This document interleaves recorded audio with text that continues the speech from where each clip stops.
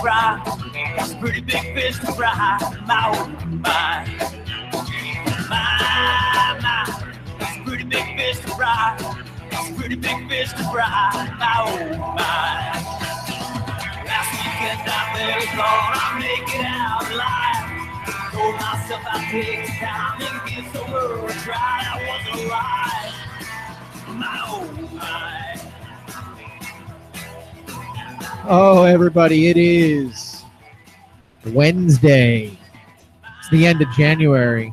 For those of you catching us on Facebook Live, it's still Tuesday, January 30th.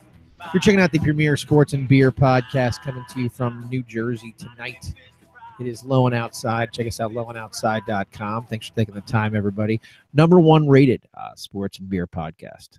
We're number one. So tonight, let's get started. Why don't you go back home to your street malls and drink your Zimas and Smirnoff Ices? Oh, yeah! The greatest beer in Old River! Somebody from the bar. Yeah, I like cool beverage, yeah. I like cool beverage, yeah. I like cool beverage, yeah. Cause I'm feeling kind of parched. Stick it in the fridge, stick it in the fridge, stick it in the fridge, stick it in the fridge. So, did you ever have one of those nights where you just look in your refrigerator and there's like this beer that's been sitting there for like a month? It's just staring back at you. That's my life. And you're like, I guess. Fine, I might as well get rid of this because it's taking up too much space. I guess I got to drink this. So I am drinking. My friend Maura brought this over. So Maura, if you're back in the country, hi. I'm drinking a Stella Artois tonight. An import lager beer from Belgium. Cheers. Dick, what do you got? Well, probably a big surprise to you. I did the same type of thing.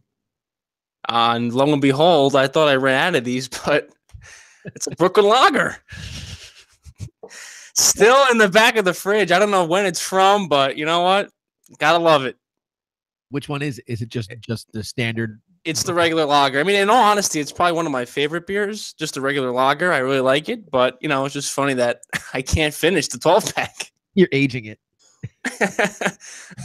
you're aging the Yeah, when you put beer behind milk and cheese, it adds a little extra flavor. True story. Milk was a bad choice. Here we go. Who cares? Whole bunch of these tonight. We'll see. We'll see if last week Yampo had an I care moment. So we'll see if either one of us has an I care moment. No, not likely. I saw yesterday that Major League Baseball announced that the Cleveland Indians are going to stop using the cheap Wahoo logo on its uniforms and any banners or signs in Progressive Field starting in the 2019 season. What do you think? It's a cartoon. I mean, what are you going to say? I guess they should ban Mario and Luigi because, portraying Italians as fat plumbers with mustaches is racist. It's me, Mario. I mean, honestly, though, do you think about when you're rooting for a team and you're like, you know what? I'm rooting for the Jets and I'm really rooting for those Planes to really win the game. Like, it's just a name. I mean, these people are acting as if the Indians fans are just racist people who hate Native Americans. It's a cartoon. What I don't understand is, and I think running the risk of being told that you're white so you don't get it, right? So I'm full disclosure. I haven't used that one in a while. Full disclosure, I'm jumping out on the limb here that maybe I don't get it, but I'm trying to put myself in the position, right? Because Indians, from what I'm understanding, and maybe I'm wrong, correct me if you think I'm wrong, I don't think the term Indians was necessarily deemed racist, right? So it's not the name Indian that they're changing. No, it was like a misunderstanding because they thought they were actually in India. Right, but so they're not going to change their name. They're not. No, they're not. Cleveland, anything else. They're still going to be the Indians. So they're just changing this caricature of a Native American that they have that goes along with their stuff. So let's just say that they called the Cleveland Caucasians. Right. And there was just some cartoon character that looked exactly like it did, only it was white. Wouldn't offend me. No, that's what I'm saying. Even if it was the Italians. I don't know how else you would say it, but as a picture of Mario with a mustache and some fat guy. Like, do you think Italians really care about that? I don't think so. I think there would be some chapter of the Knights of Columbus in in Rhode Island somewhere that would say you need to change that. That's offensive to all good Italian Americans. Well, I feel like that's how it is with the Indians. It's like there's a small group of Native Americans that just has, been up in arms about the whole thing. My question is it, or is it just some like group of like pot stirring white people that are like, this is offensive. Chief Wahoo's offensive. We need to get rid of him. I don't know. Tweeting from their mom's basement. I don't know. Maybe look, if this does offend Native Americans, then who cares? It's a freaking cartoon. Get rid of it. It has no impact on my life, but I find it really difficult that anybody would care that much about this particular symbol. It just right. I don't know either. Whatever. But you also went to a high school that changed their mascot from the Redskins to the Red Hawks. So clearly people are sensitive about this. Obviously. But all it takes is one voice, and then everyone kind of caves in. But again, whatever. I just think it's disappointing because it's kind of funny to look at. Like it's a cool logo. Right? Yeah, I don't think. Again, like you said, maybe I don't get it, but it just looks like a cartoon, like a regular cartoon character. That I don't see any sort of insultingness about the whole thing. I don't know. I think we don't get it. Who cares? I'm going to go out on the record here and say we don't get it. Ronda Rousey debuted on Sunday night in Philadelphia at the Royal Rumble and has announced that she's going to be a full-time professional wrestler. Did you watch? I did. I always wonder, what took her so long. I mean, these I don't understand how a guy like Brock Lesnar. I'm sorry, who? Brock Lesnar. Thank you. Had his whole fit with, UFC, had his career, got his, head bashed into the point where I don't even know if he can complete a coherent sentence. Let's be fair. Gets an opportunity. He could have completed a coherent sentence prior to the UFC. Okay, fair enough. But now he, got the opportunity with WWE, was there for a while, and then wind up going back for a short period with UFC, only to come back to WWE. I don't understand why you wouldn't want to just show up about 8 times a year, do a fake fight with someone, and get paid all that money. Where you can have to train your ass off all year and actually fight someone, risk, permanent brain damage. I don't understand, why more people aren't doing this. I don't think that's the deal she signed. I think she's going to be. I think she's going to be more of a full-time pro wrestler, because if you listen to the interviews that she gave, she said that this is my top priority for the next couple of years. They own me as the top priority. So I don't think it's going to be a type of thing like what Lesnar has, where he kind of held them over a barrel and said, "Pay me, and I'm going to show up, literally once a month." And you're going to pay me a ridiculous amount of money. I think she's going to be around. She seems to really like it. Like she seems to have an interest in pro wrestling. She's had an interest and been flirting with it for a couple of years now. She got that Rowdy Ronda Rousey nickname. Rowdy Piper gave it to her. And little known fact, she walked. I don't know if you know this. She walked onto into the ring on Sunday night wearing Roddy Piper's leather jacket that Roddy Piper's son gave to her. Okay. That's kind of cool. I mean, like, listen. She embraces it. I make no bones about it. I don't think you make any bones about it. I'm a pro wrestling fan. So this to me, the majority of the world might not care about it, but to me, this matters. I think this is a cool thing for wrestling. And I think it's, you have 2 legitimate former fighting champions in pro wrestling right now. It's a weird time to be a pro wrestling fan. I think it's cool. I agree. So I care. All right, Yempo. Speaking of UFC, Brett sent you, all of us, a message today, saying it was just simple. It just said, check Floyd's Instagram. Did you check it? Yeah, looks like he's training for a UFC match. Yeah, and he walks into I guess an octagon. I don't know where the hell it was.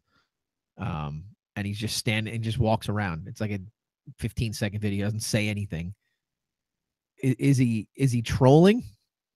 I think he's got to be. I don't think he's stupid enough to think that just because Conor McGregor flipped to boxing that he could flip to UFC, because that does not work like that.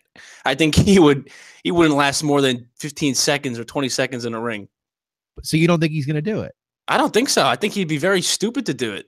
Well, I don't disagree with that, but I'm not so sure that he's not going to do it. Why would he want to? That would just tarnish his legacy, you know? Why? It's not a boxing match. And if he's going to make another $200 million, why wouldn't he do it? Yeah, but if he gets his ass completely kicked, like he most likely would, I mean, we all made fun of McGregor for doing it, but, at the end of the day, he lost, but he held his own, and it was respectable. Did you watch that fight? Did you pay to watch I did, yeah. Did you pay to watch it, or did you go somewhere else? My friend paid, and I came over. But you were a part of a paying audience then, essentially. Yes, yeah. I did not pay to watch that fight because I thought that there was no way that Floyd would win. I mean, that Conor would win, and I thought it would be not very entertaining. I was wrong. Apparently, it was an entertaining fight. I would really consider paying to watch Floyd Mayweather step into the octagon. I think he would get a buddy of mine, an Irish guy that I work with, who's obviously a McGregor fan because he's, the Great White Hope there, the Irish guy that beats everybody's asses. He says he thinks that he might actually kill him inside of the octagon. I don't know if that's the case. Look, I think that the bottom line is with these guys is I think they've been trolling everybody for a year together. Like I think this right. I think this was the plan all along. I just think he's looking for more attention. The hype has kind of died down since the fight back in August. Now there's been a lull, so now he wants to get back on social media and make a stink, so he's in the news again. Well, is it fair to say that McGregor put up a better boxing match than people thought? Yeah, absolutely. So maybe there's a part of Floyd that looks at it and says, No. I can't fight this guy again because if I fight him again, God forbid something goes wrong and I lose a boxing match to this clown, that's going to tarnish my legacy. He steps into the octagon. It does nothing to his legacy. He lost in another sport. Yeah, but I think if he got embarrassed, like I think he would, I think it would be so humiliating that people would never forget that. So you think that this is all just? I think it's all just hot air gimmick. All right, we'll see. Who cares? Speaking of hot air, Tom Brady cut an interview on WEEI. Right? Isn't that what it is? Yeah, whatever. Boston radio station. That he cut short with the station because apparently somebody on that station called Tom Brady's daughter a little pissant. Yeah, I think he was watching the documentary, which I have not seen, but apparently he was referring to something that the daughter was doing in the documentary and that she looked like she was annoying or a nuisance or something. So he made some comment and Brady didn't take too kindly to it, but I don't really blame him. I didn't see it either. Is this something that's airing just on Facebook? Is that right? I believe so. There's like some links you have to watch. It's like coming out in a 5-part series, but like I said, I haven't watched it. Kind of weird that Brady's doing that, isn't it? Like I don't know. It doesn't seem like his personality. No, and he doesn't seem like he would like be any fun to actually watch. Like, you know what I mean? Like you put a guy like Floyd Mayweather on, at least like he's going out and being a lunatic. Like, what are you watching Brady do? Like, drink kale smoothies and like drink his electrolytes, eat avocado and Pedialyte. Like, I don't understand what is episode 4. Brady bringing his kids to school and going to watch film. Yeah, he changes a diaper. Like, what? Like, that's not entertaining. Watches 6 hours of film. Right. Like, I don't know. I mean, clearly somebody thinks it's entertaining. I'm sure if Brett were here, he'd be like, listen, you just got to. Oh, yeah. You just got to appreciate the greatness. I mean, that's just the way it works. I mean, maybe you can learn a little something by watching the. Shut up. Shut up, stupid. As far as the radio station goes, he did follow up saying he doesn't hope the guy gets fired, but he didn't know if he would ever go on the radio station again. Meanwhile, the radio station just signed like a new 7-year deal with the Pats, so like you're gonna go on. Gonna go on. But the question that I have is, he put his kids in the public eye, right? By putting this stupid ass documentary online for the world to see. So does that open the door legitimately for somebody to talk about his kids as if they're a celebrity? No, I don't think so. You don't talk about the kids. I mean, if you want to comment on his wife or something, even that's kind of crossing the line, but at least it's respectable. You're not going to pick on a 10-year-old girl or however old she is. I'm not saying I would do it. Like I don't But think. what's the point for the radio host? Like, what's the point for him to say something like that? I don't understand his viewpoint, her perspective. Well, we're certainly talking about him. I don't know who the hell he is, but I do know that it was a Boston radio personality that said it. So like a million years ago, and you're probably too young to remember these guys, but Opie and Anthony had a wildly successful radio show in New York, and the only reason they were allowed to go to New York was one year in Boston when they were on the radio there. They did an April Fool's Day joke where they told everybody that the mayor was dead. And the mayor happened to be flying at the time during their radio show. So literally for like 2 or 3 hours while he was in the air and they said he was dead, nobody could confirm or deny whether he was dead. Oh my God. And it got a lot of publicity. They ended up firing them and they ended up getting a better job. In a lot of ways, that's how radio works. The more sensationalized you can be and the more crazy you can be, the better job you land next. So maybe this guy's subscribing to that. He probably will land. Look, if they fire him, he'll probably land on Barstool Sports on Sirius the next week. Yeah, maybe if Portnoy wasn't a Patriots fan. I think that's even more of a reason why he would end up there, right? I mean, look, that's just the nature of the business. So I mean, I wouldn't have done it. I think kids are a little bit out of bounds. But when you put your kids on, streaming media for your documentary, like why? Just there's no. I don't understand what Brady thought he had to gain from doing any of this. Clearly, he thinks there's something to gain, but to me, Who cares? I don't care about his life. Yeah, whatever. Tiger. He's back, kind of. He had his Sunday Reds on.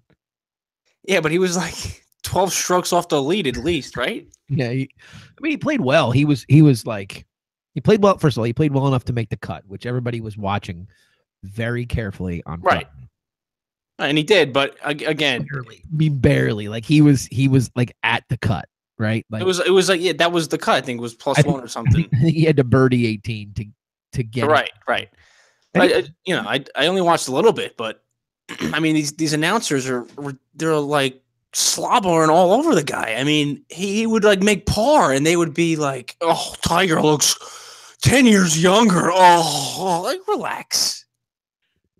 I don't think they have any idea really how to react. Like I think that's part of the problem is they they look at the old Tiger Woods, like, and he's still romanticized in their head. He's never going to be that again. It's never happening. I mean, listen, a great Tiger Woods is the best thing that could happen to golf again, but let's see if he can put together, not like good tournaments together. Let's see if he can just play, in like 4 in a row without getting hurt again. That's the biggest thing, where he just would go out there, and then all of a sudden you have a report 2 weeks later, oh, his back is tightening up and he's going to take, 3 months off. Like that. That's terrible. Doctor says he needs a bacchiotomy, Oh, a bacchiotomy. Yeah. I don't know. I mean, look, I don't really give a crap about Tiger. My opinion about Tiger is that he was wrapped up in PEDs and his body, sex, and his body just betrayed him. I mean, at a certain point, you put that junk in your body and it stops working. I mean, we can see it with every major athlete that's played in a major sport. They do it for that long, and that's what happens. It starts. They hit like this prime, and it eventually just tapers off, and you wind up like a robot. Right. But that being said, can he tread water and maybe hang around for 1 or 2 tournaments a year so that he still is relevant? Somewhat relevant, yeah. But will he ever win a major again? Absolutely not. I don't know if that's the case. I really don't. Like maybe he's got 1 or 2 that are just hanging around inside of him that at one point he pulls out. Maybe. But, whatever. As far as I'm concerned, if you're golf, you're moving on to some of those younger guys. These hot guys. These younger guys that are really the lifeline of the sport going forward. So, Tiger, we're glad you were able to wear that red shirt on Sunday. Who cares? Nobody gives a shit about your. Go back to your Buddhism. Really, is what it is. Got away from that for a while. Hey, Blake Griffin's a Piston. Yeah, I don't. I'm not sure I really understand this one. From whose perspective? Both teams, to be honest. I was really confused when I saw that it was Detroit, because I'm thinking about Detroit's roster, and I'm like, they have some big guys. They don't really have many guys that can shoot, and I just didn't make sense to me. And from the Clippers' perspective, I mean, I guess they're trying to just blow things up, but when you're in that kind of market, it's a little tough. Well, you got Stan Van over in Detroit running the entire show, right? He coaches and he's their GM, right? Sure. So from his perspective, I guess you want to get the guy. I don't know. I mean, they have Andre Drummond and Blake Griffin now down low. But again, besides that, I don't see much of an assembled roster. No, I mean, look, I guess Drummond and he's used to playing next to a big man, so it's not like that's going to be too much of a departure from what he's been doing in LA. But my question kind of goes back to what you were saying, like, who are the guys that are going to shoot around him? Who are you going inside out with over there to get some points that's not from you? Well, that's what I'm thinking. Like, this is like something a team would make if they feel like they're one big man away from a championship run, where now it looks like they're just kind of like a dead end for these two big guys that are going to be down low in this kind of middle to below average team, right? Without any guards to help them out. Right. And he just signed. The best part was, did you hear this? That during his free agent meeting that he took with the Clippers, did you hear what they did? No, I didn't. No, I didn't hear. So they brought him into the Staples Center and they blacked out all the Lakers championship banners, and they rose a Blake Griffin jersey to the right. We're like, and they said, now retiring a lifetime Clipper, Blake Griffin's number, and fucking 7 months later, You're just kidding. They traded him to the friggin' Pistons, to Detroit.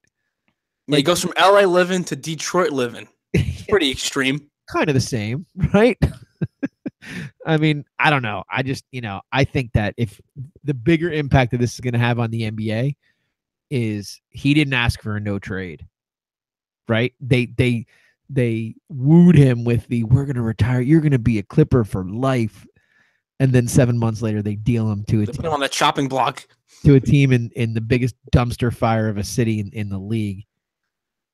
Every free agent going forward is going to look at the teams that they're negotiating with and being like, look, I need a no trade. I'm not getting fucking traded in the middle of this contract to some shithole city. Yeah, really. I mean, I won't say that I've been to Detroit, but I haven't heard great things. Listen, Detroit has Eminem and the Insane Clown Posse, even though they live 20 miles away. And Ford. So it might be great for Matthew Stafford, but I can't imagine that Blake Griffin's going to adjust to the change in lifestyle from LA to Detroit very well. I can't imagine that either, but I think it makes total sense for the Clippers, though. I mean, like they're dumping him. They already lost Chris Paul. They're probably going to trade away every asset that they still have, and they're going to stockpile picks. And if you can get 3-4 extra first round draft picks in the next 2 or 3 drafts, wouldn't you do it? I mean, that core was an epic failure. But you look at whatever you can possibly assemble. Is that roster with Blake Griffin as a big part of it? Is he going to help them compete against any of those teams in the world? No, and he's proven that he can't help. So I don't blame him. But again, I just thought it was a weird match. I got the update on my phone and I was like, what? And I saw who they got back, and I was like, oh, Doc Rivers just going after his old players again. Avery Bradley. Well, I think the bigger deal there was the picks. I mean, I think that was what it had to have been set around. Right. That was the big thing. It probably took the players back for some some cap space that they had to eat for Detroit, but that it makes sense. I think that what I heard was they're not looking to tank. So the guys they got back, they can still field a competitive team with. Right, maybe get an 8 seed if they're lucky. Yeah, or whatever it is, like still hover around that 40 to 43 win mark. You know what I mean? They're not going to be a 19 win team. They're going to be around 500 and see what happens from there. Right. It's interesting because it's before the deadline. Usually you see a move like this, like right at the 11th hour at the deadline. They've got like multiple teams bidding for a player like, above Griffin's caliber. I don't know. Look, you root for a franchise that stinks, right? That's perpetually, in the basement right now. I think they have the right people in charge right now to rebuild it. But would you have taken Blake Griffin on your team? No, that's what I was going to say. As a Nets fan, that's a similar situation where it doesn't really make sense to take a giant contract like that, where he's not going to bring you to a championship contender. He hasn't proven he can do that. He's never fucking healthy ever. Right. Ever. The guy doesn't stay on the floor. Why would I want him?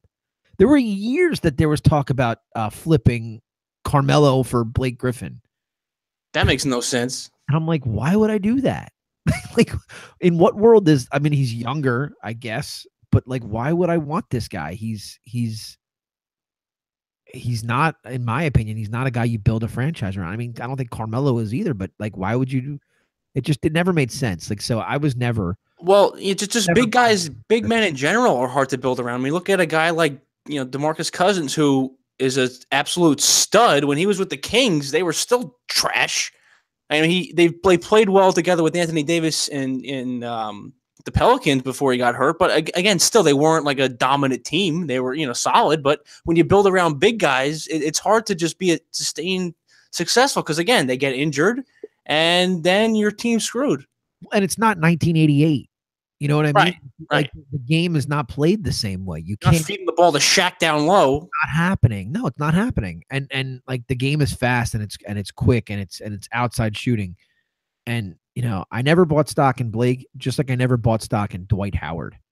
And both players are fine players. Like they do their things reasonably well, and I guess they're a fine role player to have on your team. But if either of those guys is the cornerstone of your franchise, you're fucked. Right. And it's proven over and over again for the last 10, 15 years that you can't build around big men. You gotta have guards and you gotta have guys that can run the floor. So you see this trade just amounting to the whole nothing. I don't think anything's gonna change really. I agree. Who cares? This weekend we had the Pro Bowl and the NHL All-Star game. What'd you think? You enjoyed them, right? I thought the skills competitions for both sports were excellent. We talked about this in our group chat that the NFL was cool with the different opportunities and contests, but the NHL had great ones too. And I thought that both were very entertaining. The games I didn't watch, but I think we need more skills challenges. Is it true that in the NHL skills challenge, one of them was see if you can hit Kid Rock with this puck from center ice? I didn't see that one. Oh, no, I don't know. I heard that it was on Twitter. I love the hardest slap shot one where they just had these big defensemen that just wind up and shoot it like 98 miles an hour, 102 miles an hour. Do they have to hit anything? Or no, it's just like they just have like a radar gun that just stands there, and these guys just wind up and slap the puck as hard as they can. Where does it go? Like, does it go against the boards? It goes against the boards, yeah, or the goal, but it doesn't have to go in.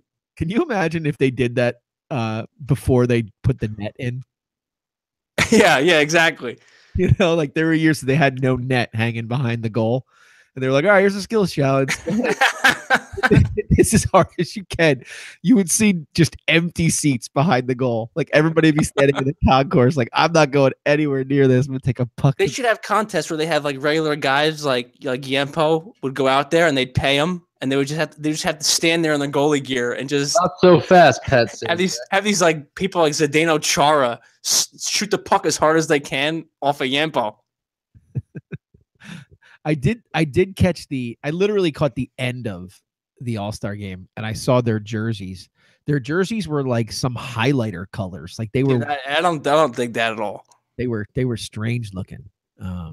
I didn't watch any of the NHL. I didn't even watch the skills challenge. Typically I probably would have watched the skills challenge, but I had no idea when it was on. The football one I thought was was interesting. I caught it in a replay. I didn't catch it, when it was live. They did for those of you listening that didn't catch it, because I'm sure the majority of you didn't. They did like a series of events for skills, and it was NFC versus AFC. And one of the skills challenges was kick-tack-toe. And they had a huge tic-tac-toe board, and kickers had to try to beat each other in tic-tac-toe by kicking the ball through this big tic-tac-toe board. It was so much more entertaining than I thought it was going to be. Like I didn't turn it off. I don't know why. I don't particularly know why, but I couldn't turn it off. I thought it was great. I'm looking at, they had like the list on the side of the screen, and I'm reading it. I'm like, what the hell is kick-tac-toe? I mean, I thought it was like a kickball or something. And then I see the kickers come out, and I was like, oh, I know what this is going to be. And I started doing it, and I was like, this is genius. It was, in my opinion, it was everything the NFL isn't. Right. It was fun. They had dodgeball, Right. a classic game, like in like a camp or something. That's wonderful. Right. Whoever designed the skills challenge for the NFL should be the commissioner. That's my new take. And even the relay race was great. Like they had guys that had to go under the table over, and then at the end they had a 40-yard dash into like a fake brick wall, and the whole team would like run through it together. That's like WWE-esque. Yeah, it was. Well, that's why the XFL will work. We got some XFL later, so we won't tackle that right Who now. cares? The NBA. Back to the NBA. Ugh, the association has said that they're going to pay winners of the All-Star game $100,000 and losers $25,000. You have a take on that? Are they trying to entice people to play harder? I mean, the game's a joke anyway. So you make $25 million because you're an All-Star in the NBA. If you win the game, I'm going to pay you $100,000. That's like paying someone $10. It's like an Uber. It's like an Uber pocketbook for these guys. I mean, are you kidding me? $100,000? Who cares? Who cares? They probably have to pay. That's probably much their taxes they have to pay for playing the game anyway. Where is the game? I don't even know where the hell the game is this year. I don't know either. So it depends on maybe there's. That's the other thing. If you're gonna pay bonuses for these All-Star games, no matter where it is, no matter what league it is, you should start playing these in these tax-free states so these guys don't have to pay taxes on it. It's going to be in LA. They said I just saw it in Staples Center. God, They're paying about 14% income tax on that salary that they earn. $100,000. They're gonna walk away with like $8,000. $8,000 in Blake Griffin's old jockstrap. Who cares? Oh God, this one. This is the last one. All the nonsense that's gone down in Michigan State, go green, has put the spotlight on every major sport at the university. So Tom Izzo's in charge. Under scrutiny. D'Antonio's under scrutiny for football. Apparently, there's been some shady stuff going on with both programs over the course of however many years.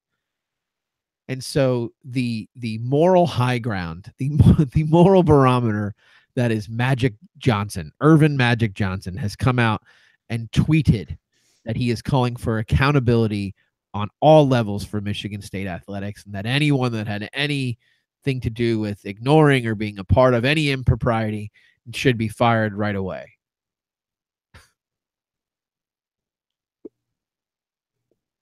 I don't even know what to say.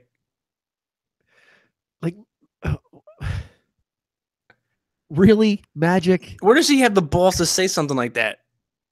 Like this is a guy that clearly didn't make the best decisions early on, or 20 years ago in his life, where by some strange magic ended up being HIV positive. So he was either a drug user or was having promiscuous sex, whatever it was.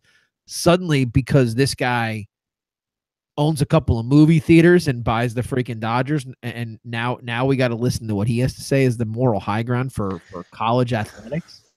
Apparently, yeah, that's what he says. So Sorry, Irvin, it's not happening. Here's the bottom line. It's happening at your school. It's happening at the school down the street. It's happening at every major Division I school. And that's why major college athletics is a friggin' joke. It's an absolute friggin' joke. And I cannot take you seriously when you sit there and say, oh, we need to clean it up. No, you don't need to clean it up. You need to stop pretending that it's an amateur sport, because it's not.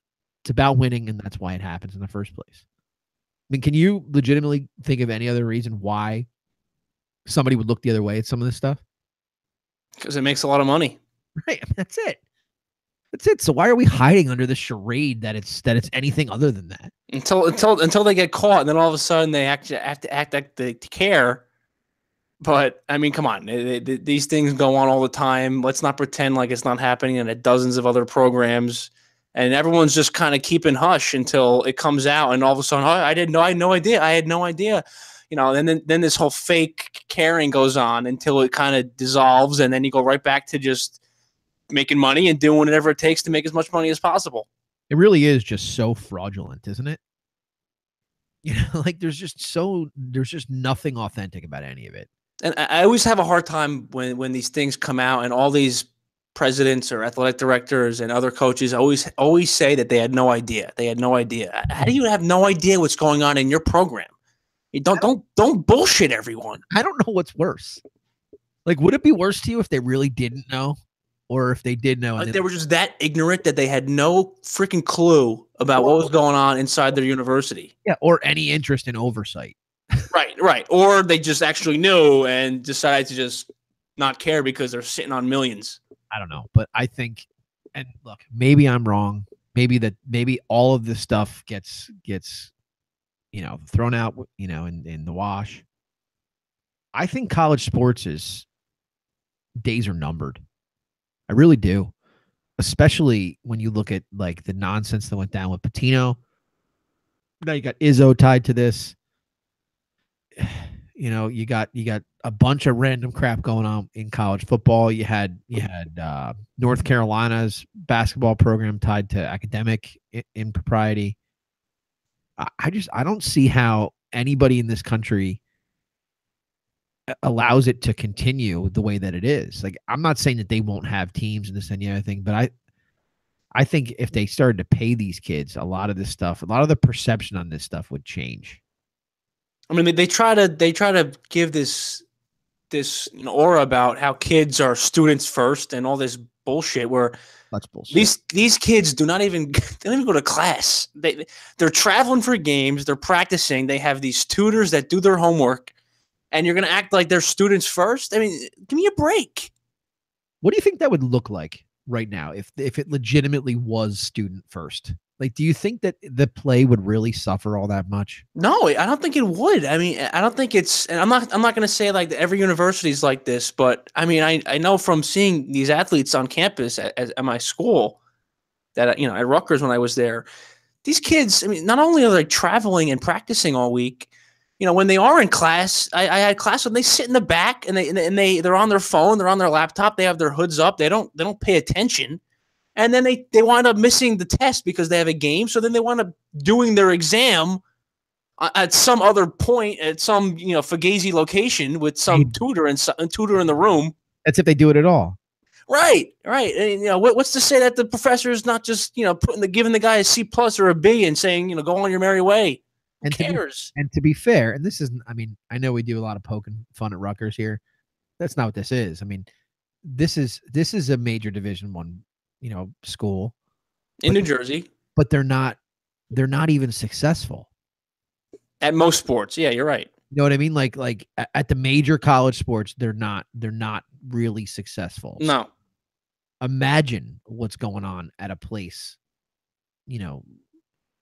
like Auburn. just to name one, like just randomly pick one. Or Ohio State or something. Or on Ohio State, right? Or Duke. For that matter, you know what I mean? Like, who the hell knows? You just don't know, and at some point, somebody makes the decision to look the other way, and that's all it takes is that one person. You know what it is? Because when you're looking at it as student first, you'd be, ideally you'd be like, okay, let me look at this guy's academics, let me look at his, his character, And then if he's good enough to play at our program, we'll bring him on. It's the opposite, where you have guys that are playing in Ivy League schools, which they have no business being there. And these officials convince themselves that they'll just bring these kids in and he'll get tutored and he'll take simpler classes and he'll get by, and we'll do whatever it takes to keep this guy in Duke University or Johns Hopkins and play lacrosse or whatever. It's just a joke. Or Michigan State. But Magic Johnson has called for accountability, so that's all that matters. He says he and his wife have called for accountability. Bonus points if you know his wife's name. Do you know his wife's name? No. Cookie. Cookie. I swear to God. The magic cookie. Who cares? Yeah, I'm going to take you seriously. Magic and Cookie Johnson. Go fuck yourself. All right. We have a new segment here. There's been a tremendous outcry for some Mike Francesa. He's done the podcast circuit, and he's decided to come on here with us and do a nice little segment. So we're going to do the segment tonight where we're going to actually have we have authentic letters written to the XFL, as Vince McMahon called for last week, for some suggestions. So we're going to bring the Sports Pope on to answer some of those questions.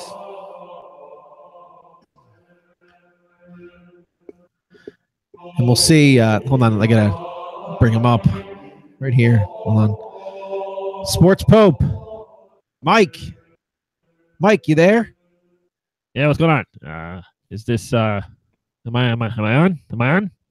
Hello? Yeah, you're on. Yeah. Okay. Is this the Ringer? No, that's tomorrow night, Mike. Oh, all right. Is it Barstool? No. This is Low and Outside. Is what? Low and what? Low and Outside. It's a premier podcast in Jersey. Never heard of it? What does that mean? Low and Outside. What does that mean? Like The Sandlot. The Sandlot. You ever saw that movie? Come on, Mike. No, I watch good movies like On the Waterfront. Okay. Gonna waste my time with that. All right, we got some fan letters here, Mike, because you're the commissioner, commissioner of the XFL. Yeah, can I take the time? Can I announce that right there? There's something I can do right now. Sorry, my non-compete clause is coming to a close, but one of the things that I as you know, I love football. I always wanted to run a franchise or whatever. So now I'm running the league. Vince McMahon called me. He said, "Mike, you're number one, and I want you to run the XFL." So this is me. I'm running the XFL. It's my new thing, and we're accepting all sorts of emails from fans with any suggestions. So we're going to do a top 5 list for Mike Francesa on how we can improve the new reboot of the XFL. Okay. Number 1. All right, Mike. I'll read these off for you. Right. Number 1. All right, number 1. Hey, Mike. First time, long time. I really think the XFL should bring back the nickname thing on the back of the jerseys. Like, he hate me. What do you think? Well, I think first thing first is as a commissioner of the XFL, I'm going to get my own jersey, and it's going to be a big number 1 on the back, and it's just going to say number on top. Okay. Oh, okay. So you're number 1. I thought Michael K beat you out. No, fake news. Okay, number 1. Okay, Mike. This one's from Tony in Manhattan. Yeah, what's up, Tony? Mike, it says, Mike, I'm a big Rangers fan, season ticket holder. I love hockey. I would love if the XFL implemented fighting. So if players were angry with each other, they should just drop the gloves, take off the helmet, and start fighting, and then they go sit down for 5 minutes. How do you think of that? Did Phil Simms have a fight on the field? I don't think so. What about Drew Brees? Drew Brees fight? Come on, you're a clown. Get out of here. All right, we're not bringing his gimmicks back. Didn't you hear Mr. McMahon? He said no gimmicks. All right, well, let's take the next one. Number 1. This one's from Brad in Hapakong. Hey, Brad, what's going on? Hey, Mike, big fan. Thanks. Congrats on the retirement. No, I'm here now. I'm on the Ringer right now. This is me on this is the Ringer, right? This is Low and Outside. What? Low and Outside. Okay, whatever. Go ahead. What's your name? Brad? Brad in Hapakong. Hapakong. All right, so I think that the XFL could use a lot more speed, and I think a way to do that would to play 7-on-7 instead of 11-on-11, so a lot more passing speed. What do you think about that? Tell you what, why don't we not tackle too? Is that fine? We'll do 2-hand touch. You're a moron. How about that? Goodbye. 7-on-7. What do you think this is? Hockey overtime? Moron. Let's take the next one. How many more we got of these nonsensical emails? 2 more. Two more. Number 1. Go. This is from Dave in Long Island. Hey, Dave. What's up? Mike, I'm a big fan of the Arena Football League. I think the XFL should implement boards around the field so there's no out of bounds. You just have to tackle people over the boards. What do you think about that? What do I think about having them tackle over the boards? Over the boards. They do this in what? The Arena Football League, they do that. There's no out of bounds. Arena Football. That's where Kurt Warner played, right? Yeah, he played there. So let me get this straight. You want to go play in major stadiums? Let's just say, MetLife. Let's say Giant Stadium to begin with, right? We'll play in Giant Stadium. We want to put boards around the field. Tackle over the so they're not down until they're in the stands. Is that what I'm saying? Exactly. I think that could work. You gotta bring that to this McMahon. That's a good one. All right, hold on. Let me write this down. Boards all around field. And you said they're inbounds until they get. Oh, they're inbounds until they get checked over the boards, and then they're out of bounds, or they get tackled on the field. Tackled. So they can be tackled on the field. Well, Yeah, make up your mind. But there's no out of bounds. So if you're running toward the sideline, there's no safety of running out of bounds. You got to get hit. You're going to get hit. How's that work with the clock? Does the clock run? I don't know. We'll have to figure that one out. But, that's Dave's idea. We don't have that. I'll figure that out. The boards. Okay. All right, we got one more? Yeah. There's going to be no kick. What about this one? This one is, let me see. What's his name? This is from Chris. Right. Okay. Yeah. Chris in Chatham. Hey, Chris. Chris says he doesn't want kickoffs. He wants a Royal Rumble style fight to start the game, and the first person to get thrown out of the ring, the other team gets the ball. So you're gonna start this game with a WWE ring in the middle of the field. Who's gonna set that up? Yeah, you have a bunch of guys come in there, put the ring in the middle of the field. Then each team picks one player. They go into the ring together, and the first person to get thrown out. Hold on, we got 40-man rosters, and you're gonna put a ring in the middle of the field. Yes. Wait, you gonna get 5 guys from each team that are gonna have to know set up a ring? Exactly. And then we just think that kickoffs are so boring that we think we should add some excitement to start the game. Okay. So no kicking in football. All right. So you're gonna turn to pro wrestling. All right. Here. You gotta watch that. My new boss is a big fan of pro wrestling. You gotta watch that. Yeah, no, I think that's a great idea. We'll put a ring in the middle of the field, and we should have each quarterback just fight each other until they cut each other's arms off, and then they throw each other over the top rope. All right. That sound good? That work for you? Yeah, absolutely. Chris and Chatham. Chris and Chatham. That's good. All right. Anyway, you can hit me up on all social media. You just got to hit the number sign, Francesca. You can find me on the Twitter, Ampersand Mike #1. All right. That sound good? I'm the Sports Pope. This is the XFL. I'll be checking in every week. And remember, #1. Wow, that was interesting. You answered them so quickly. I was trying to think of names and locations. I didn't answer them. I mean, Mike was here to do his job. I mean, he's clearly taken this new venture of his career very seriously. Well, we all know he wasn't going to retire for real. I mean, he had to do something. I'm just sad that I missed it. I mean, I had to go upstairs and get another beer. That was a quick segment for the Sports Pope. Maybe I'll catch him. He seemed like he was in a rush. Yeah, we'll see. Maybe I'll catch him next week. We'll see. I mean, he's agreed to come on, and I like his theme music. It's really good. Did he pick that? Yeah, I mean, he said that he was the Sports Pope, and he wanted to have some sort of spiritual music. So it's good. It fits well with his new employer. I think Vince McMahon will like that a lot. So how many people is he employed by? Is it Lower Outside, The Ringer, and XFL? Oh, we're not employing him. Oh, we're not. He's just a consultant or a guest, weekly guest. Yeah, he just got a hold of me. Somebody got a hold of me on Twitter and said, Mike would like to come on the show, and I said, I guess, so we carved out some time for him. Okay, all right. I really did it because I'm a fan of Vince McMahon, so not, I don't want to let him down at all. Maybe we can get him on next week. Maybe we'll see. He's very busy, very, very busy. All right. Now running 2 companies that are, major, big time. So Nick, I don't know if you know this, but the Super Bowl's this week. Oh, is it really 45 minutes into the show? I guess we just decided to talk about it. Yeah, we got the Super Bowl going on this weekend. It's essentially the 2 worst possible teams imaginable to be playing in it. So that's a good time. I think New England, Dallas might be worse. You're probably right. New England, Dallas would basically make people's head. That'd be like living hell. Yeah, it's bad. It's bad. This is a close second, though, I think. Yeah, I mean, it's definitely the silver. It's the silver medal. As long as New England's there, and you put basically any NFC East team in there, it's pretty bad. I think did you put this in here? This fun fact? Yeah, the fun fact, because I was thinking about that show we had after the Dolphins beat the Patriots on Monday night. Right. And then you had talked about how does it really matter when this kind of stuff happens because it doesn't change anything. And I was like, yeah, you're probably right. They'll probably just pull a Dolphins move next week and lose. So the fact is, ever since that game, New England hasn't lost since that Monday night game, and Miami wound up losing their last 3 games after that game. Right. So as per usual, New England losing in Miami does nothing to either team. So does it really matter? No.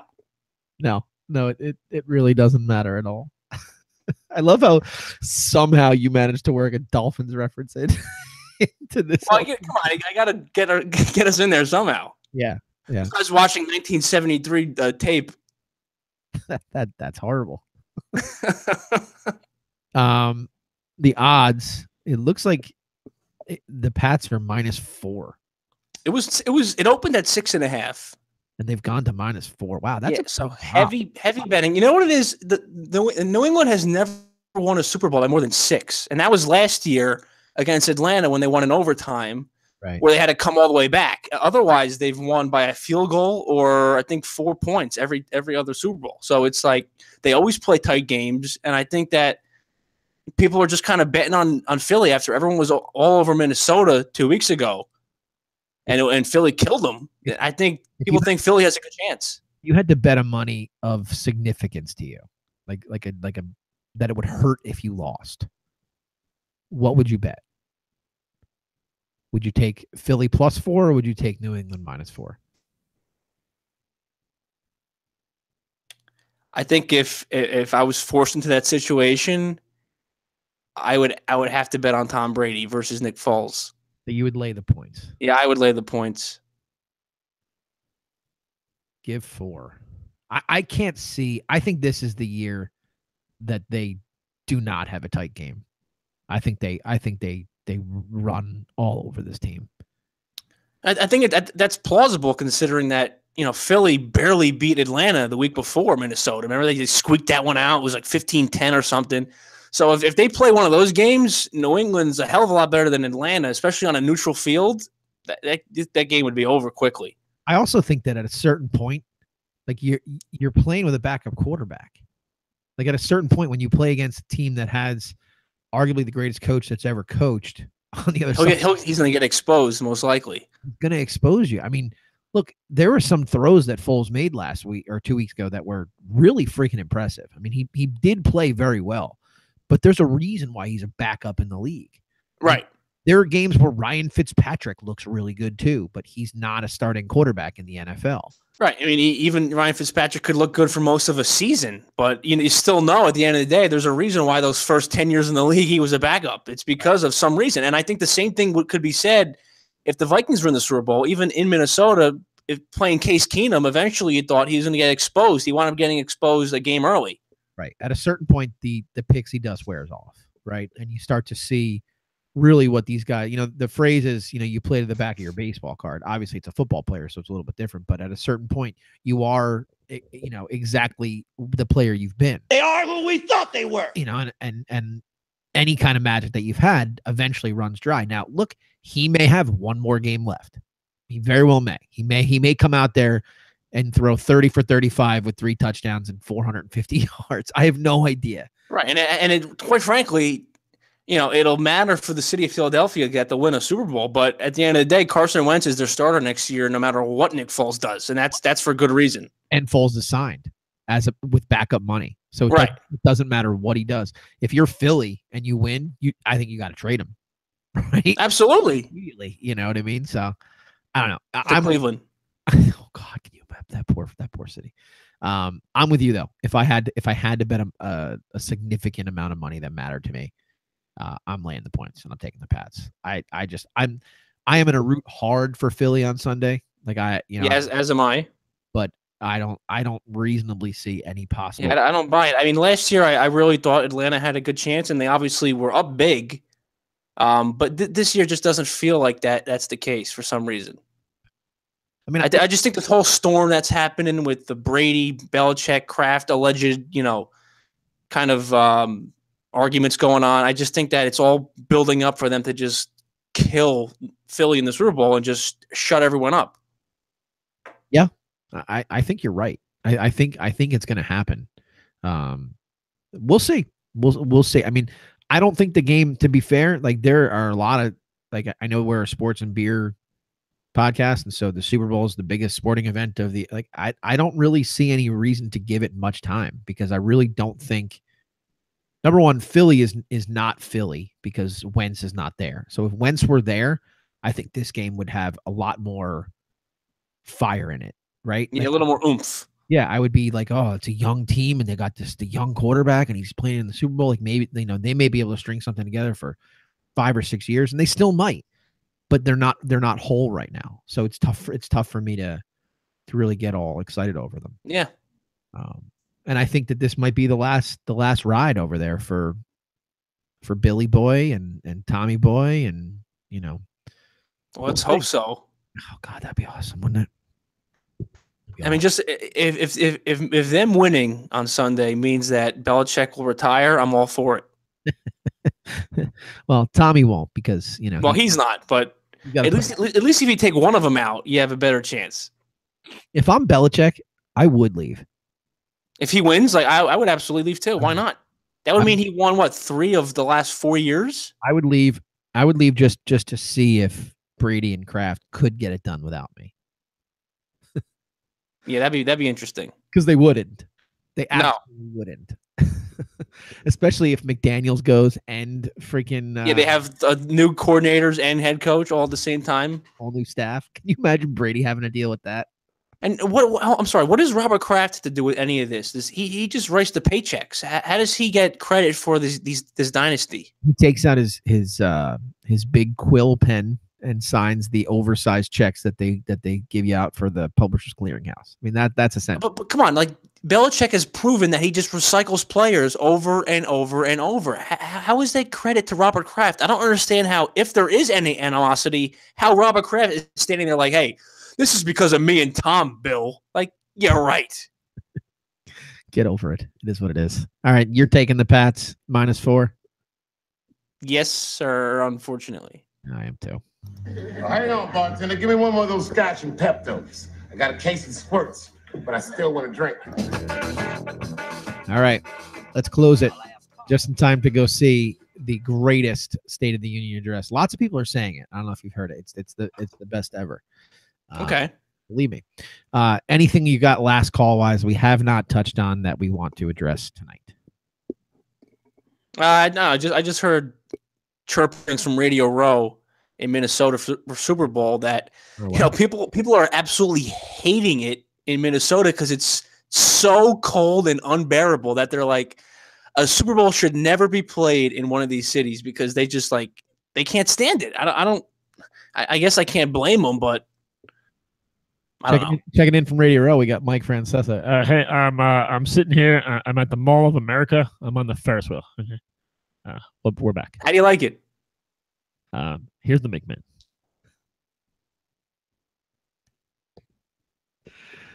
They're in the mall. Like, Radio Row is in a mall. Like, why would you like it? It's like it's -10 degrees in Minnesota, and your Radio Row is in a mall. It's like being in like the Rockaway Mall or something, like sitting there, like because you can't be outside. It's like being in the Rockaway Mall if it never stopped snowing outside. Right. I mean, I don't understand. Whatever. But it is. Major League Baseball wants to add runners in the 11th inning of an All-Star game in a pace of play idea. Did you hear that? What? So a runner will be put on second base at the start of the 11th inning of the All-Star game. Why is this even being discussed? Who cares? And each additional inning, according to the latest pace of game proposal by Major League Baseball. Honestly, they can probably just change the rules on the fly in the All-Star game and no one would care. Yeah, I'm sorry. I don't know. This was last call. It really Who cares? belonged there. Sorry, I must have misread this. One last note from us tonight is by the time most of you are probably ingesting this, or those of you that are late, especially those of you that are late listeners, if you get this on Thursday or Friday, much love out to Brett and his family. Baby Bella Check is joining us on later in the week, just in time to go and watch her new favorite football team win another Super Bowl. So the rich get richer. We wish you nothing but health and happiness. So mazel mazel, good things. That's it. See ya. That's it. Thanks for taking the time, everybody. We'll catch you next week. Desperandum, dear lady. Across the desert lies the promised land. See ya. Goodbye, Mrs. Gloop. Adieu. Auf Wiedersehen. Gesundheit. Farewell. Fare thee well to you, my own true love. River Mercy, fare thee well. I am bound for California, a place that I know right well. That fucking Instagram beefcake